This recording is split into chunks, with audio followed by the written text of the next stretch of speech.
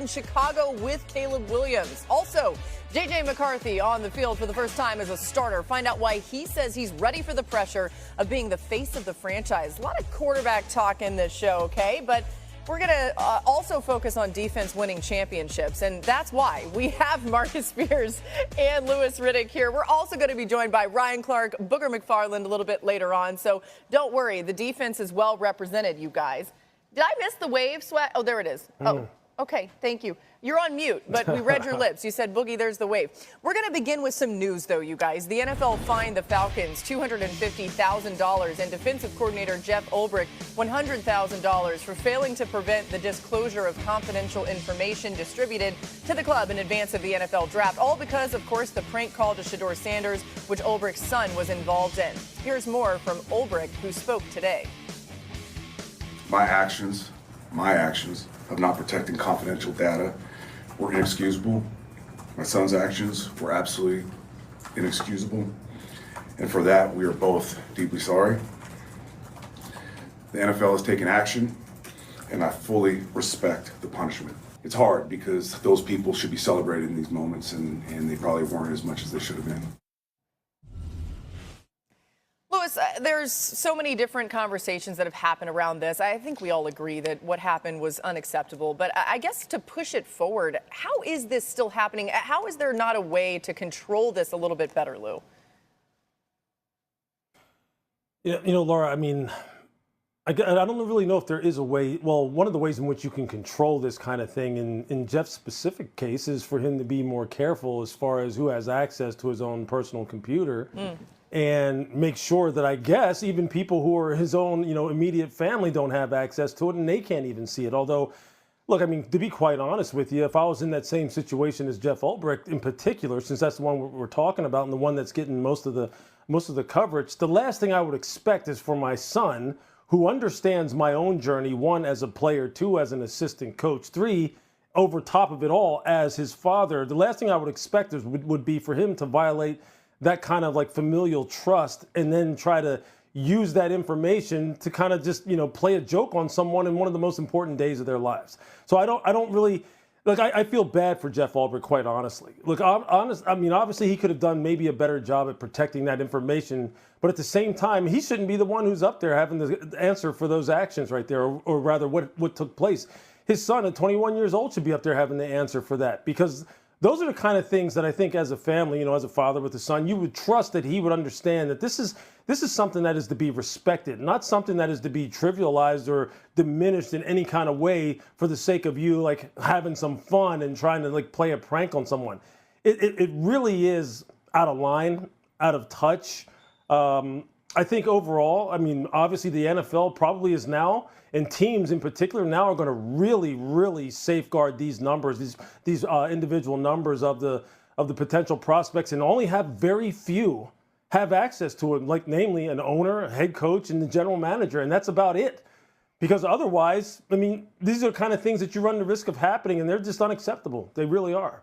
We also found out today that Abdul Carter was another victim of a prank call. So, again, Louis, very well said there. Just got to clean that up. Can't happen. Let's get to this related to the draft. Matt Miller releasing his top 100 picks today on ESPN.com. He evaluated all of the players taken and the value that teams got out of them based on where they were picked. You can see the top 15 picks are going to be on the board. We'll show you there. That's the article that you just saw there on ESPN.com. It's Shedeur Sanders at 10 overall. Let's welcome in Matt here. Matt, take us through your top 5 picks. Let's start with number 5. Yeah, number 5, one of my favorite players in the entire draft was Jalen Walker, the linebacker from Georgia who lands with the Atlanta Falcons. I actually had him as my number 5 overall player. So to get him at 15, it was a great value in terms of where he was ranked versus where he was picked. It's also a great scheme fit. This is a team that was desperate for pass rushers. They needed more speed on defense.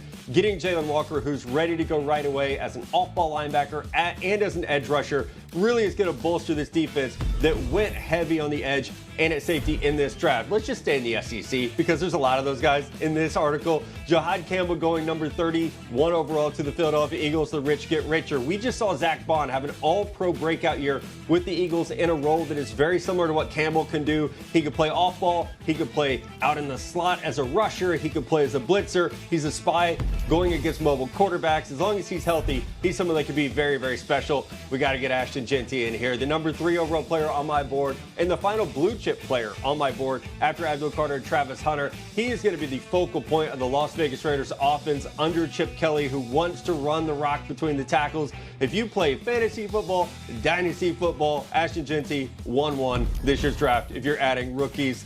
Number 2, Will Johnson. He was my number 7 overall player. Somehow falls to number 47 because of the injury questions and concerns. I've heard the audio from the Cardinals room where they said, how the heck is this guy still on the board? I was wondering the exact same thing. As long as he's healthy, he could be a star in the NFL. Someone very similar to Trevon Diggs. He's great in zone coverage, and he is a playmaker. Last year, 2 picks. He took both back for pick sixes and touchdowns. And my final guy, if you've watched our draft coverage this year, you know my guy's Luther Burden III from Missouri. I had him as a top 15 player. He fell to the Chicago Bears. This is one of those I'm betting that the NFL was wrong and I was right on. Burden can be a factor in the Chicago offense. He'll start as a slot receiver. He was the best of any receiver in this class in terms of yards after catch ability, the way he sees the field, and his speed. At 206 pounds, he can run around you, he can run through you, and he is paired with a great offensive mind in Ben Johnson. Oh, I love it. We'll dive into that just a little bit more. We welcome Ryan Clark to the show. What's up, RC? Glad to have you now. And I'll start with you, Ryan. The biggest difference you think that Ben Johnson will make on this offense now, they've solidified the O-line in a lot of good ways ahead of Caleb Williams and also given him so many options on that offense weapon-wise.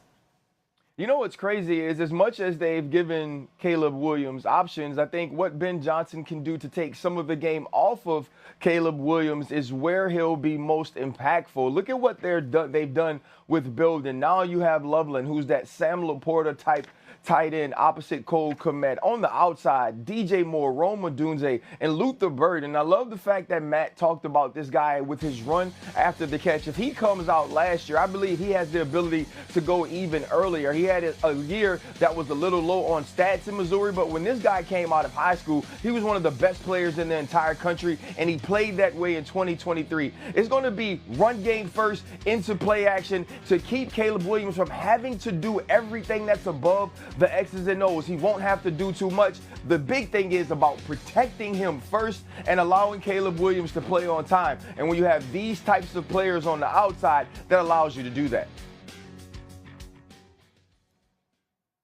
Yeah, I think, look, with Ben Johnson now, with the kind of weaponry that he has at his disposal to really, allow, Caleb Williams to use, I think really it comes down to play design and then play sequencing. And I think that's where really you're going to see Caleb Williams really benefit because, look, there was many times last year under Shane Waldron that you wind up watching the tape and going, look, these wide receivers don't have very good spacing. I don't understand why that play call on second down followed the play call that they had on first down. That's Ben Johnson's specialty. And look, RC talked about the fact that, they want to protect Caleb Williams first and foremost. Well, how do you protect him? By running the football, setting up play action, have a real credible running threat. Right, so they rebuilt the interior 3 of their offensive line. That should be able to get some movement at the point of attack. I said earlier today, Nick Chubb needs to go ahead right now and be beating down the door of the Chicago Bears and saying, hey, look, I want to run behind this offensive line. I want to be a part of this. And Caleb Williams should be going, yeah, Nick, come play for us. Because think about this. Think about some of the people that we have on the perimeter now as far as us being able to stretch the field.